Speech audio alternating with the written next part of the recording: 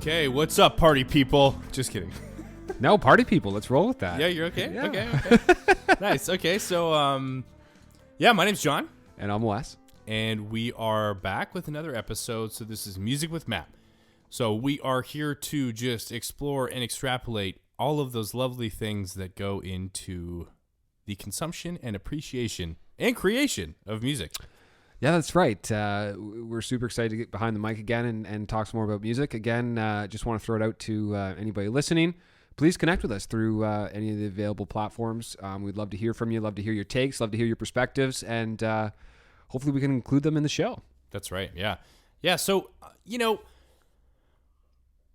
in the interest of keeping conversation going, riddle me this, Wes. Now, so I was thinking about this. This is like,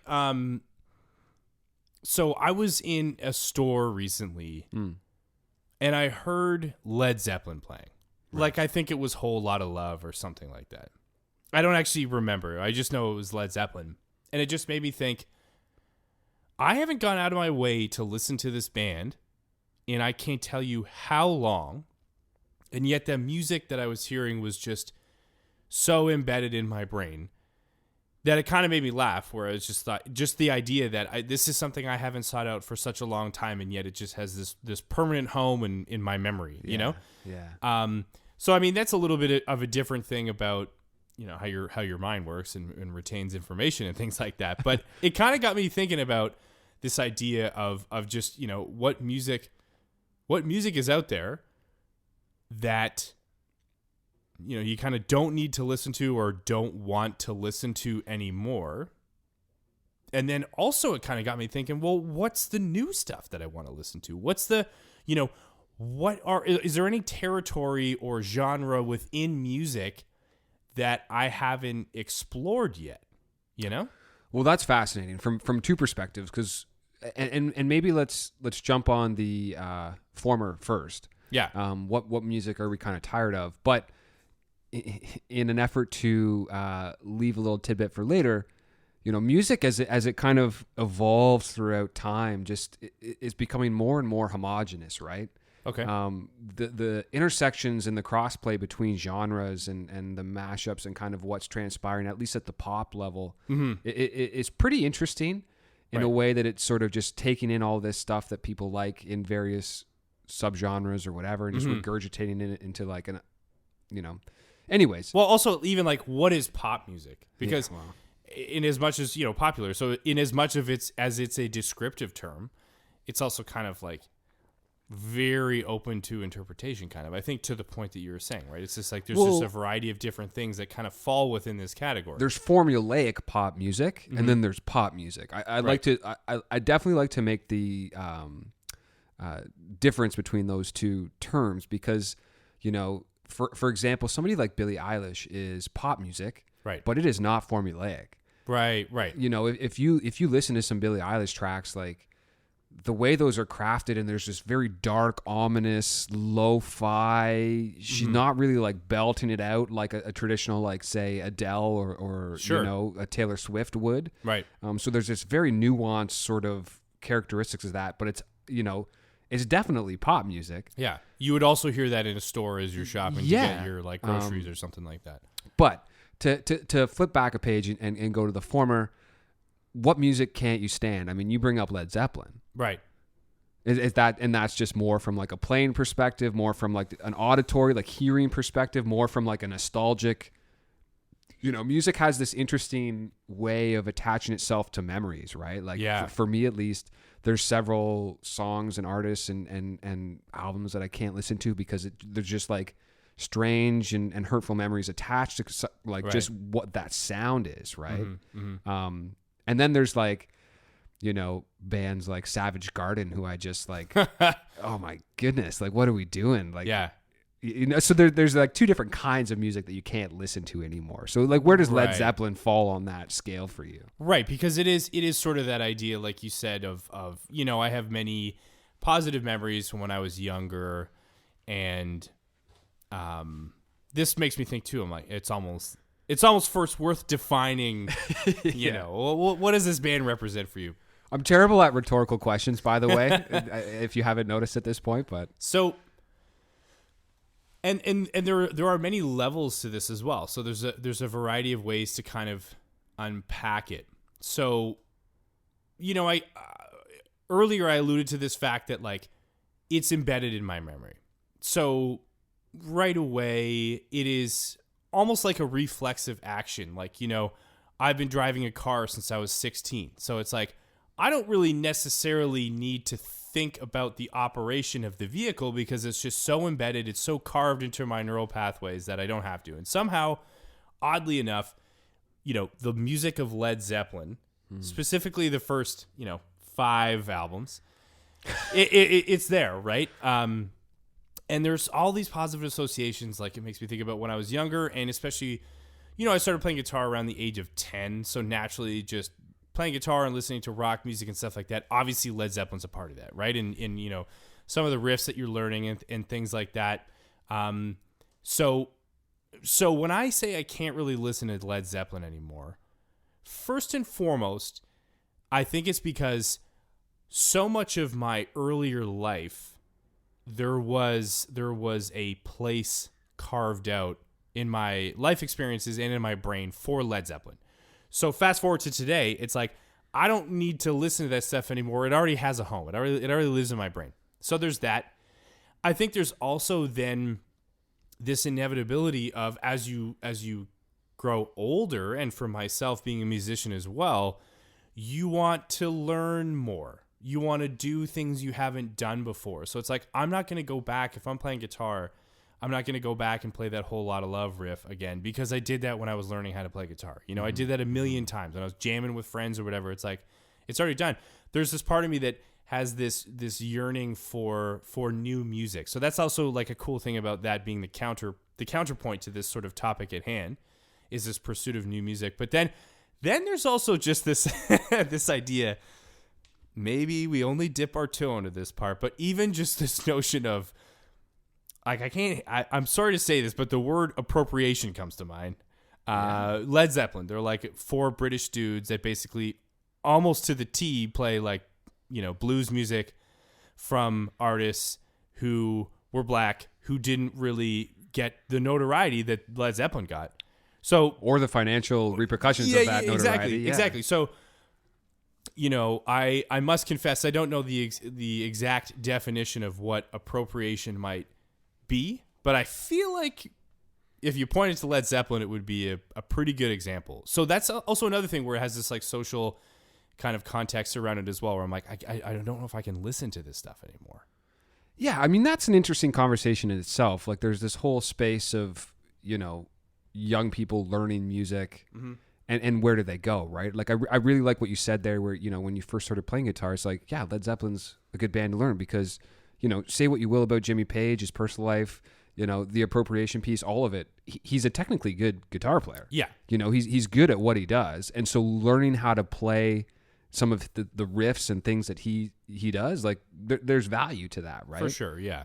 So I think especially, when we were growing up, like if you got a guitar, you're playing Led Zeppelin, you're playing some Lynyrd Skynyrd riffs, you're playing Hendrix or Hendrix. Like something like that. There's like classic rock sort of, and I say that with air quotes because it's a very hard genre to describe or put in a box, but like those are kind of some of the go-tos, right? Yeah, and for sure. you learn those riffs and you learn those guitar players and all of those things. So there's value to that, right? All other things aside, but I think in the same vein with what you're kind of alluding to is there's just this, as time goes on, things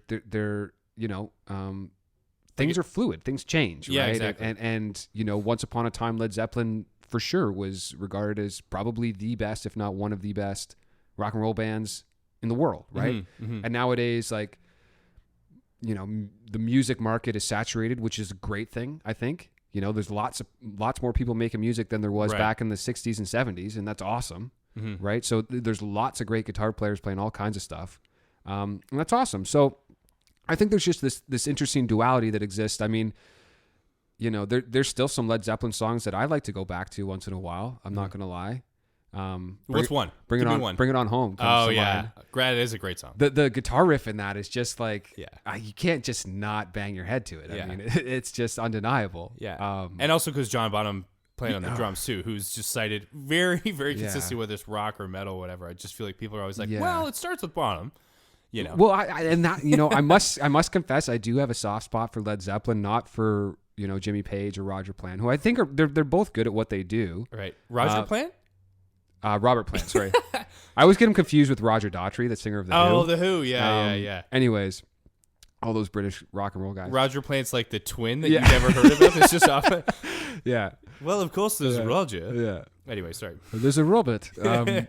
No, Robert Plant and John Paul Jones also rocks. Huge, one of artist, my favorite like super groups. It's this hilarious thing that happens in music once in a while is the idea of a super group, right? Yeah. Where all these different musicians that are very successful come together and put some music together. Yeah. It's Them Crooked Vultures is who you're talking about, right? Them Crooked Vultures, Yeah, right? yeah. And it's hit and miss, like when that type of thing happens. But Them Crooked Vultures was one album and it was incredible. It was super cool. And John Paul Jones made that album. Like, Yeah. Dave Grohl is the drummer and he smashes like Dave Grohl does.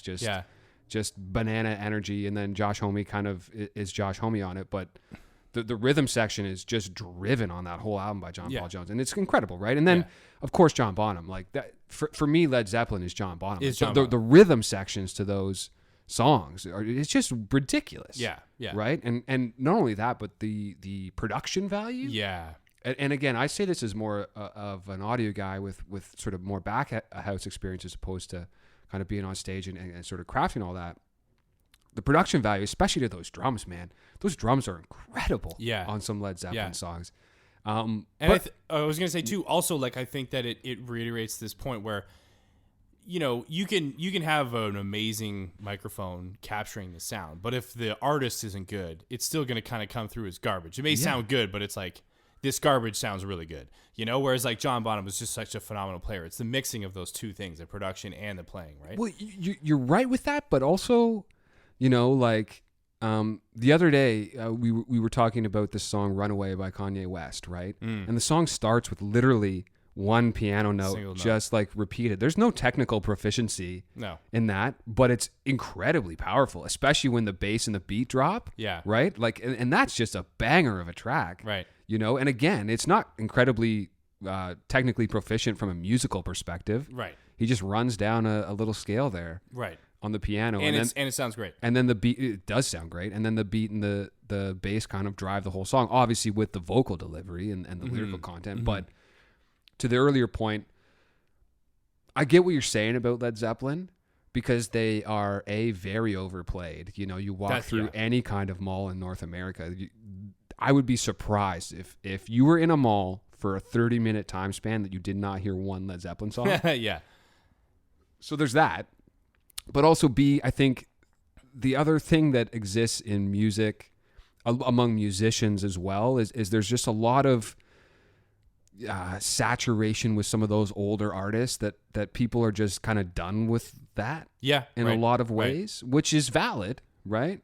And I think you alluded to it perfectly, like in your youth, and I can relate to this to a certain extent as well. It's just like how many hours did you listen to Led Zeppelin trying to figure out what he was doing, what Jimmy Page was doing, and how, and like, because again, this was kind of before the time of like YouTube where you could just watch live videos on end. True. Right. And so you're just listening, trying to figure out, okay, how is he doing that bend, or how is he sliding from, and then what's his like pinky finger doing, and all of those like kind of little like minute things. So I think sometimes when you analyze something too, that it loses a bit of value after hours and hours of listening. And then let's not like just ignore the elephant in the room. Yes, there's an appropriation element to that. Of course, was that their intent when they like formed a band to like, let's take all this music and make a bunch of like, no, obviously maybe. I don't know. It could be. But the reality is they did. Yeah. Right. And there's something to be said for that. So here we are after all these years, and looking back on it, it's definitely problematic. So yeah. I mean, Led Zeppelin's a great a great one to maybe put in the rearview mirror. Well, yeah, and I think that we quite naturally, we tend to extrapolate these types of conversations to the utmost degree. The fact that we're able to sneak in some Kanye West references amidst this conversation about Zeppelin is great. But so let me just flip it around. That was obviously quite a very subjective perspective to have, specifically about Led Zeppelin. But if you're just kind of thinking about that question at large, is there any music for you in your younger years that very much, permeated your life as a musician, as a music lover, as just a young person, that at this point you're kind of like, I don't need to go there again. It's time and place has come and gone, Well, of course, man. Like, when you're in grade 7 or 8 or even into high school, the early years of high school, like there I am, like I was huge into sort of that pop punk singer, like Blink 182. Right. When I was in high school, was like just one of my favorite bands. And there's some good Blink 182 songs. Oh, big time. And they're a huge band as a result. Again, it's like obviously they were doing something right that people connected with. Exactly. Right. Yeah. And there's something to be said. Like I always dislike the argument of just like, oh, I hate Justin Bieber because he's famous and popular. It's like, yeah, but there's millions of people around the planet that are able to connect with what he does, and there's value to that. Exactly. At the very least. And it's kind of like, well, sure, that's quite a superficial comment to make. It's you could still be like, what do you like about the music? You know what I mean? Mm-hmm. Yeah. Also, even like this idea of a guilty pleasure, you can be like total metalhead, but you can be like, I like the way that chorus sounds. You know what I mean? Because it sounds good. Anyway, so back to you though. But the hilarious part of that sort of genre of music though is it doesn't age well.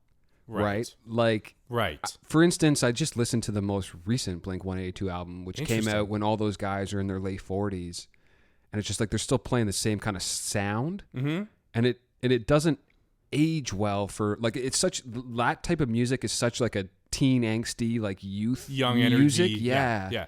Where there's like, Travis Barker saved that band. He was like, incredible drummer. Mm-hmm. And obviously for those that don't know, was a drummer of Blink 182. And when I was growing up as a young drummer, like, I mean, we just talked about John Bonham. Travis Barker was up there for sure with him as well in my mind when I first started like getting behind a kit, because this guy was bananas. Yeah. Right. And again, the driving force to a pop like punk band. Yeah.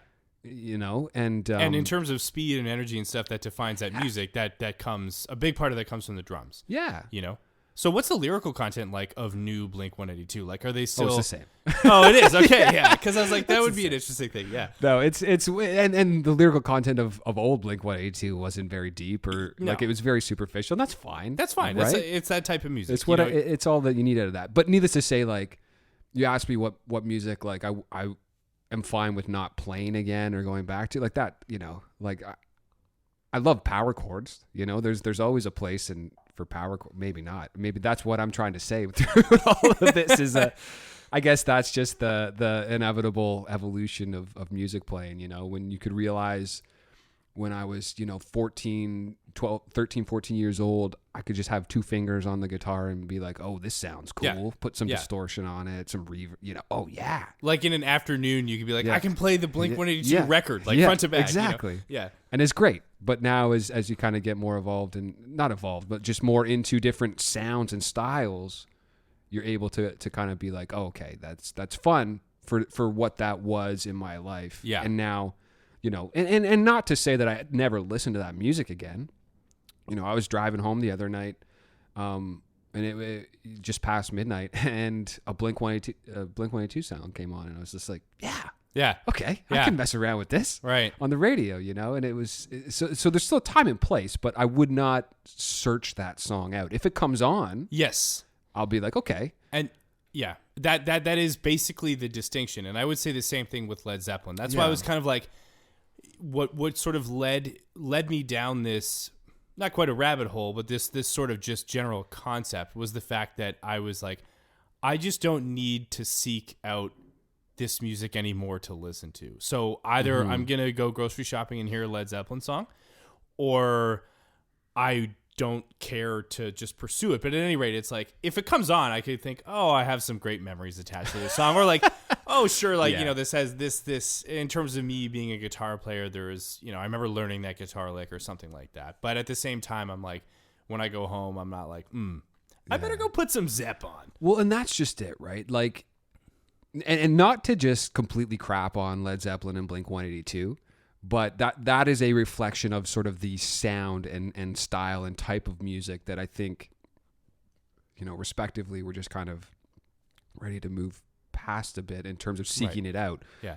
And there's also something to say about, music's this fascinating thing where there's such vivid like memories that is attached to certain music and songs and things. So sometimes, especially for folks that have experienced trauma and different things, there's very real visceral reactions to hearing songs, and it's hard to put that in the past, right? So we've got to acknowledge that and have that part of this conversation too, because even for myself, and I'm sure you share the sentiment as well, like there's certain songs or artists or whatever that you just can't listen to because it just, there's hurtful memories or emotions or anxiety or whatever that kind of comes along with that. So that's not really what we're talking about here, but there's definitely a time and place for that.